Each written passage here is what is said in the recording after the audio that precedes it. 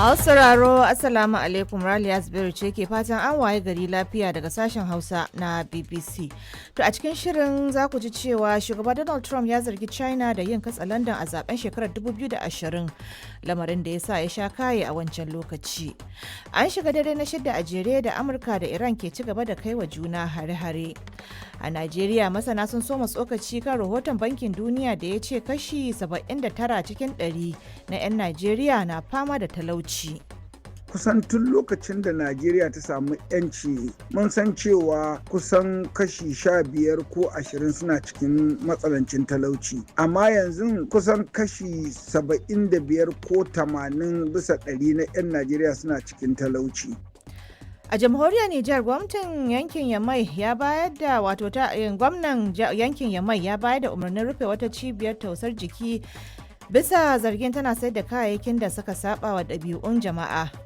Shi wannan hukunci shine wanda ake ce ma a ba gawa kashi don mai rai ya ji tsoro. In ba hakan aka yi ba, wasu za su iya ɗauko irin wannan ɗabi'u su ma su fara.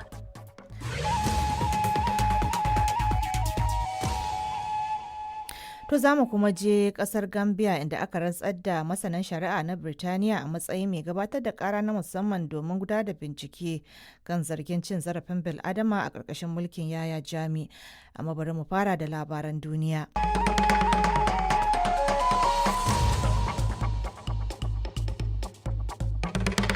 Masu sauraro Assalamu alaikum, Raliha Z ce take muku barka da warhaka daga sashen Hausa na BBC. To a cikin shirin za ku ji cewa dakarun juyin juya hari na Iran sun kai hari kan wata cibiya ta musamman ta sojojin Amurka a ƙasar Siriya. A yau ne kuma za a rantsar da Andy Burnham a matsayin sabon shugaban jam'iyyar Labour mai mulki a Birtaniya. A Najeriya, rundunar 'yan sandan ƙasar ta ce ta samu nasarori da dama a jihar Sokoto a yakin da take yi da masu aikata miyagun laifuka. Mun samu nasarori da dama wanda sun kama daga dakile masu sata shanu da samun kama masu fasafabin daji da bandit kenan da kuma waɗanda ke taimakawa 'yan ta'addan daji kamar lakurawa da su bandit informant kenan wanda aka sani a turance.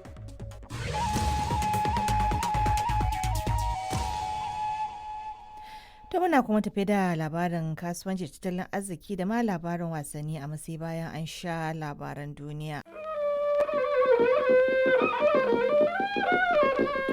Sashen Hausa na BBC kuka kamo akan mita 13 da 16 da wasu tashoshin FM na wasu kasashen Afirka ko a shafinmu na BBCHausa.com. Masu sauraro Muktar Adam ba ke muku sallama a cikin shirinmu na karfe 3 agogon Najeriya da Nijar, daidai agogon GMT da Ghana. To a cikin shirin za ku ji cewa kasar Kuwait ta ce har-haren Iran sun lalata mata wata tashar lantarki da wasu tashoshin tace ruwan sha. Jam'iyya mai mulki a Birtaniya ta ayyana Andy Burnham a hukumance matsayin sabon shugaban Labour, abinda zai share masa hanyar mai gurbin firaministan kasar. Shugaban ma'aikatan fadar shugaban Najeriya Femi Bajabiya-Mila ya maka mutumin da ake zargi da kafa hukumar bogi kara gaban kotu. Yana neman ya biya shi diyan naira biliyan 15. A'a, wannan magana ba zai yiwu ba a maɗauka sai an tsaya an yi bincike tun da shi a dai mai dinnan ina nan da ransa. To za mu ji ƙarin bayani. A Ghana ma kotu ce ta ɗaure wata shahararriyar 'yar TikTok a gidan yari bisa laifin yi wa shugaban ƙasar sharri da ƙage. A watan Yuni da farkon wannan watan na Yuli ne, Kamila ta wallafa jerin bidiyoyi a TikTok inda ta yi ikirarin cewa shugaba John Dramani Mahama ya yanka shanu 32 a wani bangare na tsafe-tsafen samun nasara.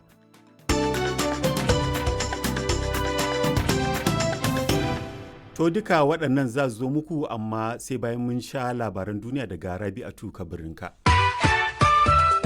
DW shirye-shiryen sashin Hausa.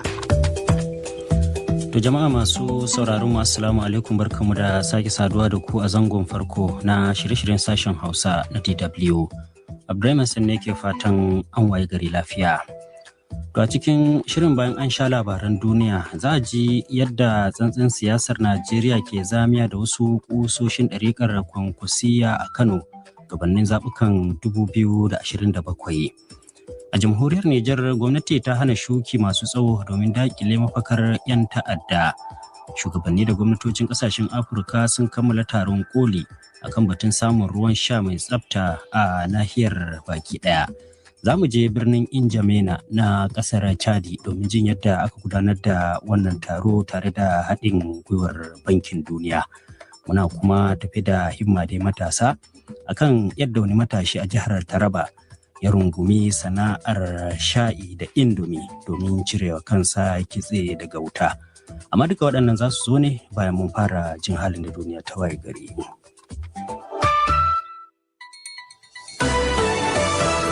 DW Labarun Duniya. Iran ta harba rokoki akan cibiyoyin sojin Amurka da ke Siriya. Amurka za ta kaddamar da bincike mai zurfi akan zargin China da yi mata kutse a tsarin zaɓukan ƙasar.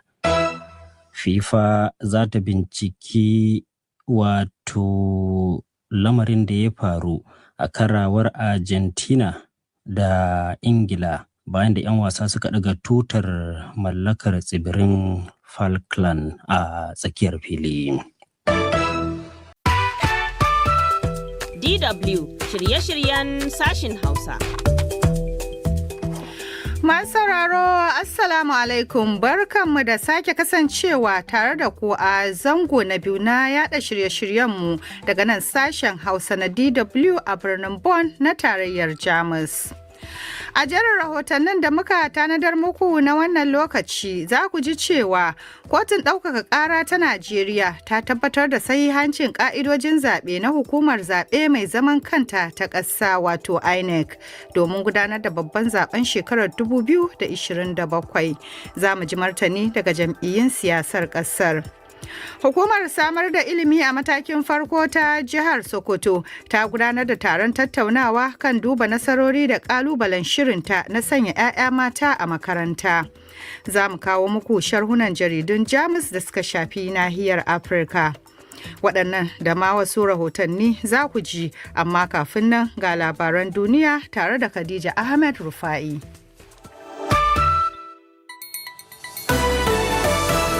DW Labarun Duniya.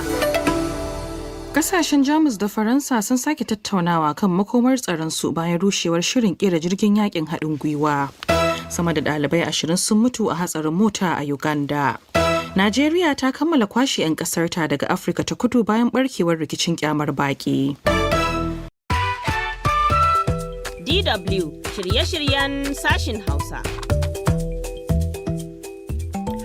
Masu sauraro, Assalamu alaikum. Raijana Munir Yahya ce ke farin cikin kasancewa tare da ku a zango na uku kuma na ƙarshe na yada shirye-shiryenmu na yau daga sashen Hausa na DW a birnin Bonn na tarayyar Jamus.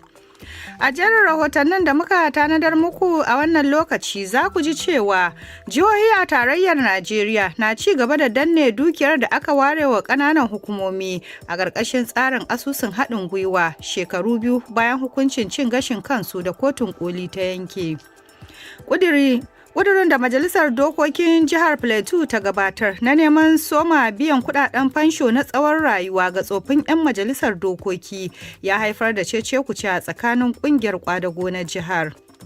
Dan takarar shugaban ƙasa a jam'iyyar NDC Peter Obi ya musanta zarge-zargen cewa ya nuna wariya ko kuma ya musguna wa mutanen arewacin Najeriya a lokacin da yake gwamnan jihar Anambra. Za ku ji cikakkiyar hirarsa da DW. Majalisar Mashawarta ta ƙasa a jamhuriyar Nijar ta soma zaman tafka muhawara kan batutuwan da suka shafi tsarin ayyuka da zai yi tasiri da kuma kawo ci gaba ga al'ummar ƙasar. Waɗannan da ma wasu ƙarin rahotanni ne za su zo muku a shirin namu, amma kafin nan sai an sha labaran duniya tare da Khadija Ahmad Rufa'i.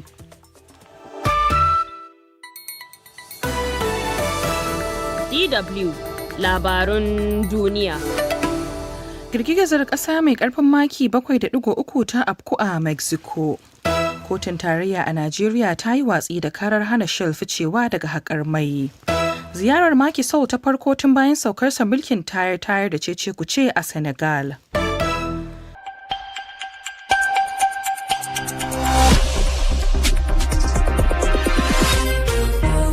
7 daidai agogon Najeriya, Nijar, Kamaru da Chadi. 6 kenan agogon TU da Ghana. Sashin Hausa na Radio France International ke magana kan mitoci 22 da 25. Ahmad Abba. Masu sauraro, Assalamu alaikum, barkanmu da kasancewa da ku cikin shirma na safe ga wasu daga cikin kanan labaran da za ku ji. Ministocin harkokin wajen kasashen mambobin ECOWAS na taro a birnin Freetown fadar gwamnatin Saliyo gabanin taron shugabanni da zai mayar da hankali kan tsaro da kuma alaka da kungiyar kasashen Sahel. Majalisar wakilan Amurka ta amince da kudirin dokar da ke neman janye daukacin tallafi da kasar ke bawa Najeriya saboda zargin kisan Kiristoci. Shugaban na Amurka Donald Trump ya nuna shakku kan sahihancin zaɓe a Amurka tare da zargin China da kutse kan rumbun bayanan masu zaɓe na Amurka. Ga labaran bi da bi.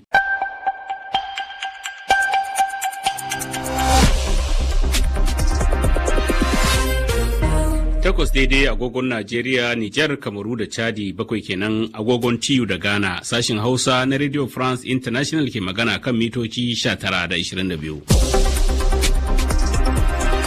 Ahmad Abba. Masu sauraro Assalamu alaikum, barkanmu da kasancewa da ku cikin shirinmu na hantsi ga wasu daga cikin kanan labaran da za ku ji.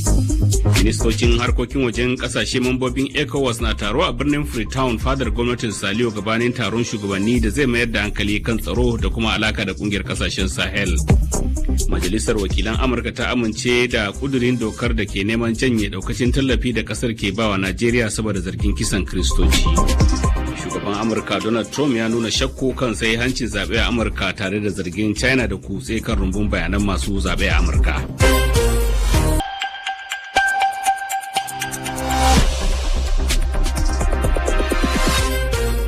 Biyar daidai agogon Najeriya, Nijar, kamar da Chadi, 4 kenan agogon TU da Ghana. Sashen Hausa na Radio France International ake saurare kan mita 16. Azima Bashir Aminu. Masu sauraro barkanmu da wannan lokaci ga kanin labaran. Hukuncin kotun ɗaukaka ƙara kan INEC ya jefa wasu jam'iyyun Najeriya da ke shirin haskawa a zaben 2027 a tsaka mai wuya. Faransa ta maganta bayan wasu ɗimbin ɗaliban Kamaru sun rasa bizar shiga karatu ƙasar da ya haddasa bore a Yawunde. Jam'iyyar Labour a Birtaniya ta naɗa sabon jagora da zai maye gurbin Firaminista a wani yanayi da matsalolin siyasar ƙasar suka gaza magantuwa. Ta yanzu kuma ga cikakkun labaran. Kotun Najeriya ta ba da umarnin kwace kadarorin Aisha a Cimugu na kusan naira biliyan 9. Za a ji fiye da mutum 1,000 ne suka tsere wa hare-haren 'yan bindiga a jihar Benue ta Najeriya. Kazalika hare-haren Amurka kan muhimman wurare a Iran sun kashe mutane da dama. To kanun wasu takaitattun labarai na yau da kullum kenan da muke tafa da su daga nan TRT Afirka Hausa na ranar Juma'a 17 ga watan Yuli na shekarar 2026.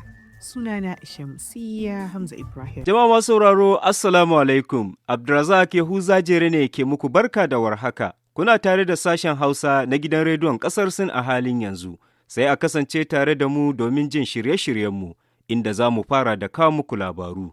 Sannan daga bisani daɗaɗɗen shirye-shiryenmu masu farin jini su biyo baya. Yanzu ga labarun, da farko ga kanunsu. Sin ta fitar da tsarin sanya ido don inganta muhalli da muhallin halittu na shekarar 2026 zuwa 2030. Cibiyar nazari ta Pew ta bayyana cewa Sin ta fi Amurka samun amincewar al'umman duniya. A can Najeriya kuwa, hukumar NIHSA ta fitar da hasashen ambaliyar ruwa a jihohin ƙasar guda 14. Kuna tare ne da tashar CRI